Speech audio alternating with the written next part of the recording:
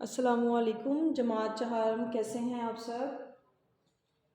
उम्मीद करती हूँ कि तमाम बच्चे अपने अपने घरों में बिल्कुल ठीक ठाक और खैरियत से होंगे।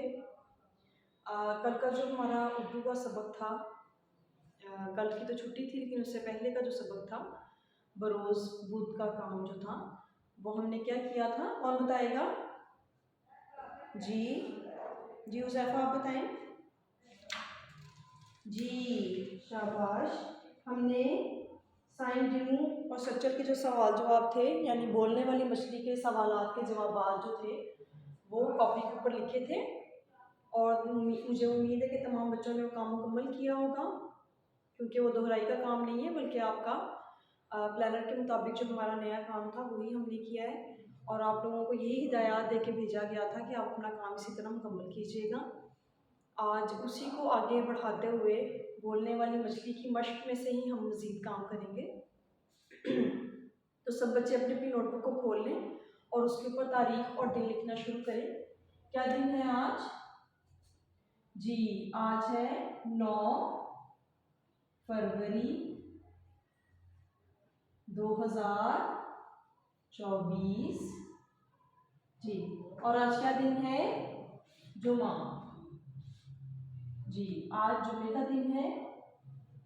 और इस्लामी तारीख क्या है आज, शाबाश, 28 रजब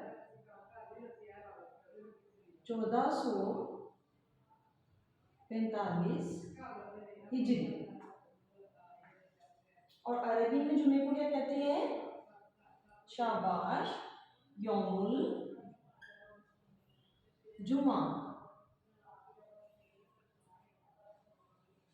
जी तारीख और दिन आपने अपनी 9 फरवरी 2024 और ऊपर वाली तारीख जो है जुमा यही लिखना है। इस्लामी तारीख और दिन हम नहीं लिखेंगे, जैसे कि आप सबको पहले भी बताया जा चुका हुआ है। और हम जमात चहारम में हैं इसलिए हम यहाँ पर लिख रहे हैं ताकि आपको वीडियो लेसन को जब आप ओपन करें तो आपको कोई मुश्किल का सामना ना आए कि ये किस क्लास का काम है या क्या हो रहा है, आपको आसानी से पता चल जाएगा। अच्छा जी, अब हम अपने आगे काम की तरफ बढ़ेंगे। जी आगे क्या करना है हमने, जी हमने उसकी बोलने वाली मछली की मश्क को शुरू करना है। जैसे कि हमने उसके सवालात के जवाब कर लिए थे और हमने इसके बाद उसके अल्फाज जुमले भी कर लिए हुए हैं। आगे इसके है 71 से 80 तक लफ्जी और हिंसी गिनती। तो आज का उन्वान क्या हुआ जी, लफ्जी और हिंसी गिनती। जी तो वो कहाँ से कहाँ तक है, 71 ता 80। तो हम सबसे पहले इसका एक सवाल तैयार करेंगे। 71 ता 80 लफ्जी और हिंसी गिनती लिखें। यहाँ तक सबने अपनी अपनी कॉपी का सफ़ा तैयार कर लिया है, तारीख दिन सबने लिख ली। सब बच्चों को तारीख और दिन लिखना याद है। दिन अली चेक करने की नोटबुक पे आपने जुमे का दिन लिखा है और हाशिए सब बच्चों ने लगा लिए हैं, बाएं जानिब हाशिए लगेंगे, दाएं जानिब पर तो कॉपी पे पहले से बने हुए होते हैं। लिख लिए सबने, चलिए जी हम शुरू करते हैं।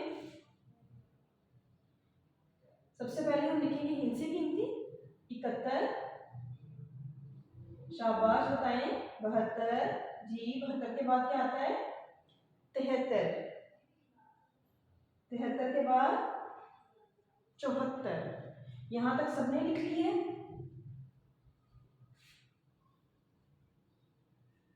आपने अपनी कॉपी के दरमियान में सिर्फ एक लकीर खींचनी है। दाएं जानिब आपने इसकी हिंसी गिनती और बाएं जानिब लफ्जी गिनती। मैंने पूरा बोर्ड इस्तेमाल करना है इसलिए मैं बाकी हिस्सा हटाऊंगी नहीं, बल्कि इससे आगे की ही गिनती को इसी तरह जारी रखूंगी। अब आपने मुझे बताना है 71 को हम किस तरीके से लिखते हैं। क्या उसकी शक्ल होगी, अल्फाज बताने आपने कि अल्फाज में किस तरह लिखना है आपने। जी कौन बताएगा? जी सहीम आप बताएं। जी शाबाश। सहीम ने इसके तोड़ करके बताए हैं, हिज्जे करके बताए हैं कि अलिफ काफ, अलिफ काफ हे ते रे, 71। क्या लफ्ज़ है ये? 71। हाँ जी, इसके बाद बताए रहमान 72 कैसे लिखते हैं? जी शाबाश। रहमान ने बताया कि 72 जो है वो इस तरीके से लिखते हैं जैसे हम बेहतर लफ्ज़ लिखते हैं। जैसे आप बेहतर लफ्ज़ लिखते हैं ये बिल्कुल वैसे लिखना है, लेकिन इसमें एक फर्क क्या आएगा? जी शाबाश, इसमें तशदीद आएगी, शद आएगी, तो ये 72 बनेगा, फिर ये बेहतर नहीं पढ़ा जाएगा। 72 के बाद क्या आता है? जी मोहिब आप बताएं। शाबाश। 71, 72, 73। इसके ऊपर भी शद आ जाएगी। हे की शक्ल के नीचे हे ही लगाना है, ते के नुक्तों की जगह ते ही लगाना है।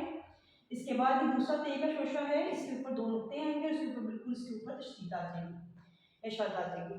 73 के बाद क्या आता है? जी अनाया आप बताएं। जी शाबाश। 74, चेवा चो हे ते रे, क्या लफ्ज़ हुआ ये? 74। तो तशदीद कहाँ आएगी? ते के ऊपर। अगर आपने ऊपर भी सारा देखा हो गौर से तो ते के ऊपर ही आ रही है। अब इसकी दोहराई कर लेते हैं। 71, 71, 72, 73, 74। 74 सबने लिख लिया है? शाबाश। इसके बाद हम अगली गिनती की जानिब पढ़ेंगे। तो कौन सी गिनती है ये? हिंसी। और ये वाली लफ्जी। 74 के बाद 75, 75, 76, 77, 78। अगर आप इसके हिज्जे ही सही तरीके से अगर आप बोलेंगे तो आपको कभी भी ज़िंदगी में लफ्ज़ी गिनती या हिंसी गिनती में लिखने में या पढ़ने में बिल्कुल भी मुश्किल पेश आएगी। 75 पे चे, चे के नुक्ते चे की जगह, ते के नुक्ते इसकी तरफ जाएंगे, ठीक है जी। 75 के बाद क्या आता है? जी 76। क्या आता है? 76। सब बच्चों को आता है कैसे लिखना है? शाबाश। तो 75 में हमने कहाँ पर लगानी है इसकी शर्त? ते के ऊपर ये। 75 के बाद 76, 6 की शक्ल हे ते रे, चे के नुक्ते चे की जगह हे का निशान लगाएंगे, यहाँ पर ते आएगा। 76, 76 के बाद क्या आता है? जी जी इशाल राशिद आप बताएं। शाबाश। इशाल ने बताया 76 के बाद 77 आता है। 77 सब पढ़े इसको। 77, 77 के बाद क्या आता है? जी हुरैन आप बताएं। शाबाश। 77 के बाद आता है 78। हुरैन सुहेल ने बताया 78 के बाद 77 के बाद 78। इसके ऊपर बेशक ज़बर लगा रहे हैं ताकि आपको पता चल जाए कि अलिफ ज़बर ठे 8 है ये लफ्ज़, इठ नहीं है ना उठ लफ्ज़ है। ज़बर से पता चल जाएगा कि आपने अलिफ के ऊपर ज़बर को बोलना है, तो ये अलिफ ज़बर ठे 8 लफ्ज़ बनेगा। ये तेरे 78। यहाँ तक सब बच्चों ने लिख लिया? शाबाश। 78 के बाद क्या आता है? जी 79। क्या आता है? 79। पहले 7 लिखेंगे, फिर उसके साथ 9 लिखेंगे। अलिफ के ऊपर पेश लगाएंगे, जैसे अभी आपको मैंने समझाया कि अलिफ के ऊपर हमने ज़बर लगाई, तो ये मतलब हमें इसका समझ आ जाएगा। इसके बाद हमारी गिनती जो है ये यहाँ पर ख़त्म होगी 80 पे। तो ये तो बोलने में भी आसान है और लिखने में भी सबसे ज़्यादा आसान लफ्ज़ है 80। सॉरी, पेश नहीं आएगी, इसके ऊपर ज़बर आएगी 80। एक बार फिर से इसको पढ़ लेते हैं, हमने वहाँ तक दोहराई कर ली थी और यहाँ से करेंगे 75, 76, 77, 78, 79, 80। ये 69 लफ्ज़ नहीं आएगा। यहाँ पर गिनती की गोल शकाला आपने याद रखनी है कि आपने यहाँ पर छोटियाँ लगाना है। यहाँ तक सब बच्चों को समझ आ गई? शाबाश। तो यहाँ तक सब बच्चों ने कर लिया और हम अपने अगले काम की जाने बढ़ेंगे।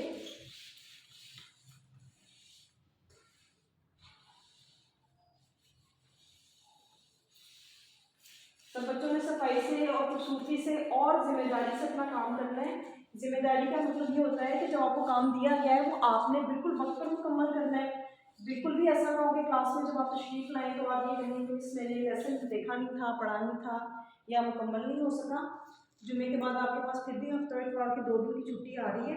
अगर किसी बच्चे का वो काम रहता भी है तो वो उन दिनों में मुकम्मल करने की कोशिश करें,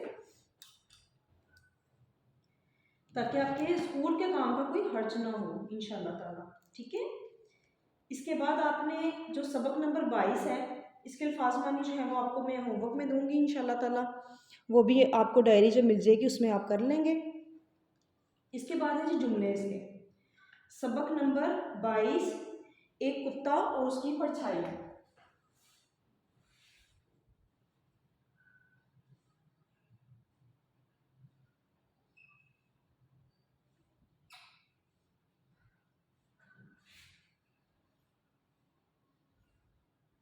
जी, तो इसमें हमने सबक में क्या पढ़ा था, कौन बताएगा?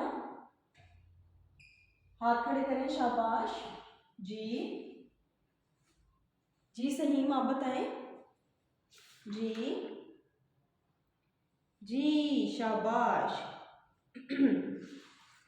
सहीम ने बताया कि इस कहानी में हमने पढ़ा था कि एक कुत्ता जो होता है वो एक गोश्त का टुकड़ा उसको मिलता है, जिसकी कहानी भी बन चुकी हुई है। और वो कहानी बल्कि हमने पहले पढ़ी है, नज़र तो हमारे नज़रों से बाद में गुजरी है, ऐसे ही हुआ है ना। तो कहानी के बारे में सबको ही पता है कि लालच बुरी बला है, इसके उन्वान था। और उसके मुताबिक ही कहानी बनाई गई थी कि कुत्ता जो था उसको एक गोश्त का टुकड़ा मिलता है किसी कसाब की दुकान से या गोश्त की दुकान से। तो वो उसको लेके भाग जाता है। वो चाहता था कि वो गोश्त का टुकड़ा वो सुकून से मज़े लेके, टेस्ट लेके उसका अच्छी तरह, तो जायका उसका अच्छी तरह चखना चाहता था। चाहता था कि मेरे से मुझे कोई तंग ना करे। तो वो दरिया के पास चला जाता है। वहाँ पे जब वो गोश्त का टुकड़ा देखता है तो उसके मुंह में गोश्त का टुकड़ा, वही गोश्त का टुकड़ा उसको पानी के अक्स में भी नजर आता है। परछाई का क्या मतलब होता है? अक्स नजर आना, साया नजर आना। तो वो जब देखता है कि उसका वो साया उसमें पड़ रहा है तो वो देख के लालच में आ जाता है। तो वो चाहता है कि जो पानी में अक्स उसको नजर आ रहा है गोश्त का टुकड़ा, वो भी वो हासिल कर ले। और जो उसके मुंह में है वो तो उसका था ही, वो तो उसको पता था कि ये मेरा ही है, तो ये मैं खा लूंगा। लेकिन जब वो मुंह खोलता है तो वो क्या करता है, जैसे ही वो मुंह खोलता है, और नदी चूंकि गहरी थी और कुत्ते को तो तैरना नहीं आता था, उसने जैसे ही मुंह खोला वो गोश्त का टुकड़ा उस पानी में गिर गया और उसको नुकसान हुआ। जो उसके पास खाने के लिए गोश्त का टुकड़ा मौजूद था वो भी नहीं मिला उसको। जैसे ही मुंह खोला उसने देखा कि साए में ही, उसके परछाई में ही वो गोश्त का टुकड़ा उस पानी के अंदर गिर गया और वो नदी जो थी बहाती हुई उसको दूर ले गई। तो इस कहानी में ये बताया गया है, इस नज़म में ये समझाने की कोशिश की है शायर ने कि हमें लालच नहीं करनी चाहिए। अल्लाह ताला की दी हुई तमाम नेमतों पे अल्लाह ने जो भी आपको दिया है उसी का सब्र शुक्र करना चाहिए, उसका शुक्र अदा करना चाहिए और उसी के ऊपर तवक्कल करना चाहिए। अब हम इसके ख़ास के जुमले जो हैं वो इंशाअल्लाह ताला मिलजुल के करेंगे। सब बच्चे इसका सफ़ा तैयार कर लें। सवाल नंबर 1 पहले हमने किया था, फिर सवाल नंबर 2 था, लेकिन उन्वान तब्दील हो गए इसलिए इसको सवाल नंबर 2 नहीं लिख दी, इसको बल्कि सवाल ही सफ़ा में लिखना है। अल्फाज के जुमले लिखें। सब बच्चों ने लिख लिया? चलिए शाबाश। अब हम यहाँ लिखेंगे अल्फाज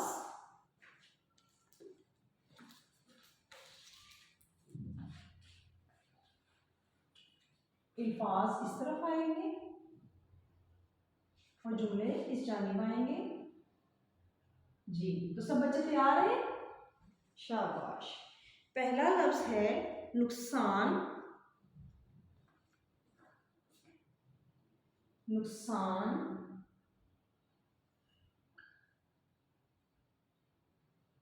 चमक।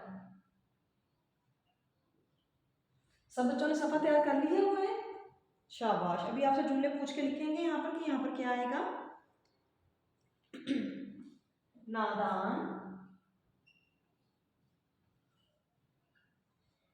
जी, तो अभी 3 लफ्ज हैं, बाकी 2 जो लफ्ज हैं इन्हीं को मिटा के इसी पे दोबारा हम इसको लिखेंगे इंशाल्लाह ताला। पहला लफ्ज क्या है? नुकसान। नुकसान। जी, तो इसका जुमला कौन बनाएगा? जी जी आयशा खुरम, आप बताएं। शाबाश, ठीक है। बिजनेसमैन, बल्कि बिजनेसमैन जो है वो आपका इंग्लिश का लफ्ज हो जाएगा, आप इसको उर्दू में तब्दील करें। जी जी, शाबाश। तिजारत करने वाले, कोई भी काम करने वाले, शाबाश। तो जुमला बताया आयशा ने, तिजारत करने वालों को अक्सर नुकसान, ये थोड़ा सा छोटा हम इसको रखेंगे यहाँ पर, का सामना होता है। क्या जुमला बताया आयशा ने? तिजारत करने वालों को अक्सर नुकसान का सामना करना पड़ता है या अक्सर नुकसान का सामना होता है। जी, दूसरा लफ्ज क्या है? चमक। जी, चमक का जुमला कौन बनाएगा? जी हाशिर, आप बताएं।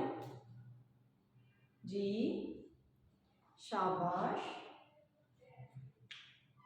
हाशिर ने जुमला बताया कि मैंने रात को चांद की बढ़ती हुई चमक को देखा। बाज़ दफ़ा ऐसा होता है कि आसमान पर चांद के आगे ही बादल आए हुए होते हैं और जैसे ही वो बादल आहिस्ता आहिस्ता हटना शुरू होते हैं तो चांद की रोशनी बढ़ना शुरू हो जाती है। जी, यही मतलब था हाशिर का। जी, मैंने रात को चांद की बढ़ती हुई चमक देखी। अच्छा जी, अगला लफ्ज है नादान। जी, कौन बनाएगा इसका जुमला?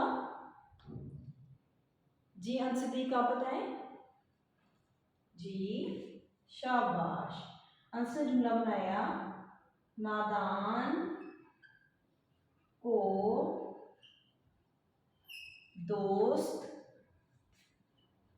नहीं बनाना चाहिए। जी, शाबाश। तो इस बात का क्या मतलब हुआ कि बेवकूफ़ जो दोस्त होता है, बेवकूफ़ जो इंसान है, वो आपको अक्सर नुकसान पहुंचा सकता है या आपको उसकी वजह से कोई नुकसान हो सकता है। तो आपने क्या करना है? इज्तनाब करना है ऐसे शख्स से जो आपको नुकसान पहुंचा सकता है। ठीक है ना? हमें तो ऐसे कोई दोस्त नहीं बनाने चाहिए ना जो हमारे नुकसान में कोई इजाफा कर दे, बल्कि दोस्त तो ऐसा होना चाहिए जो आपको नफ़ा दे, आप उसको नफ़ा दो, वो आपको नफ़ा दे। ठीक है? तो बेवकूफ़ की दोस्ती जो है वो उससे बचना चाहिए। जी, अगला लफ्ज़ है बेकरार।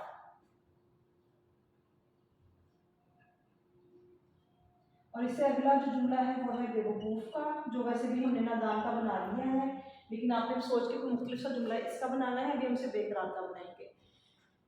जी, उमर नहीं, आप बताएं। जी, अच्छा जी, ठीक है जी। उमर नहीं ने बताया, मैं आज बहुत बेकरार महसूस कर रहा हूँ। जी, बेवकूफ़ का जुमला जो है वो आपने तब्दील करके खुद बनाना है। और अब हम लिखेंगे, मिलकर इसको मिटा लेते हैं, उर्दू की डायरी लिखेंगे, सबक नंबर 22 के अल्फाज मानी और एक खुशखती का आपका जुमला जाएगा।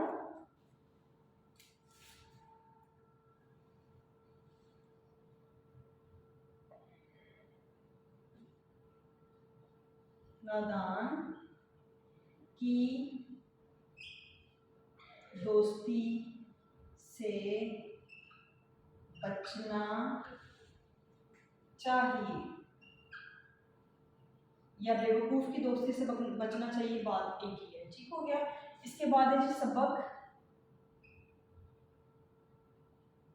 नंबर 22 के अल्फाज मानी लिखें। जी, इंशाल्लाह ताला मुझे उम्मीद है कि आप सब बच्चों को आज का सबक जो है वो अच्छी तरह समझ आ गया होगा। इंशाल्लाह ताला पीर को मिलेंगे। अल्लाह हाफिज़।